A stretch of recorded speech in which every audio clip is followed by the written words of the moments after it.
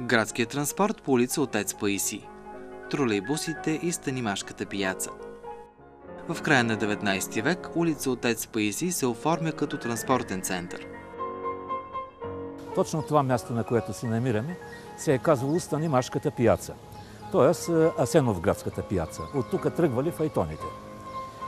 Трябва да са били доста тия файтони, защото през 1909 година, когато тръгва първи автобус, и 1910 година, когато вече има 3-4 автобуса, се разразява и първата транспортна война в Пловдив – автомобилите срещу файтоните. И вестниците вземат страната на файтонджиите и казват: гледай ги тия мръсници с автомобилите. Оставиха 70 души без хляб, 70 семейства. Пяцата пази и още една любопитна случка. Тя е от есента на 1908 година. След като прогласява независимостта на България в Велико Търново, цар Фердинанд идва в Пловдив. Посрещат го тържествено, още на гарата с цветята, триумфалната арка до военния клуб. Обаче той е ядосан, защото обувките му са лъснати, бутушите, и обаче улицата прашна, никой не е полял с вода. Напрашил се целия, след той тръгнал към лятната си резиденция, която е в Стария град. И стига до Станимашката пияца. Наредени файтоните, конете си вършат работа точно на земята, вече топло станало, и мухи са разлетели, и Фердинанд побеснял и се обръща към кмета. Абе, кмете, ние град ти оставихме да управляваш, ти напосрещаш с село. Района около пяцата е бил един цялостен център, свързан с транспорта и услугите, които го съпътстват.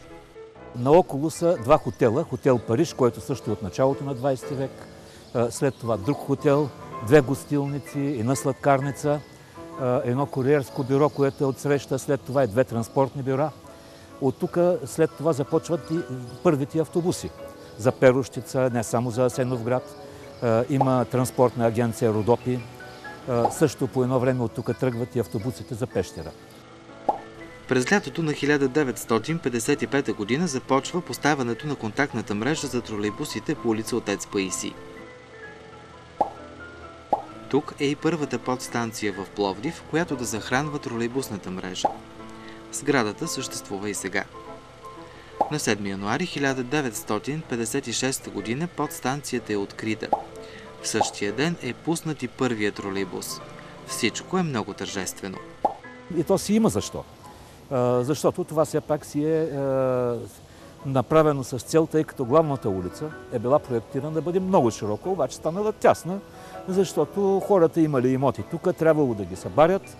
И на война се води, общинари застъпват се за едни, за други. И тая улица Отец Паисий, като я гледате, там където криви, трябва да знаете, че имало силен човек. И за това не е вървяла направо, някой си спасил част от имота. Тая улица тясна и вече 30-те години се задъхва Пловдив. И се решава тогава да се отвори Отец Паисий, за да може и тя да поеме част от автомобилния поток. Най-натоварено е движението по улицата, когато през 1960 година започва ремонта на главната. Тогава по Отец Паисий е пренасочено цялото автомобилно движение. След демонтирането на контактната тролейбусна мрежа през 1965 година по улица Отец Паисий тръгват автобуси на градския транспорт.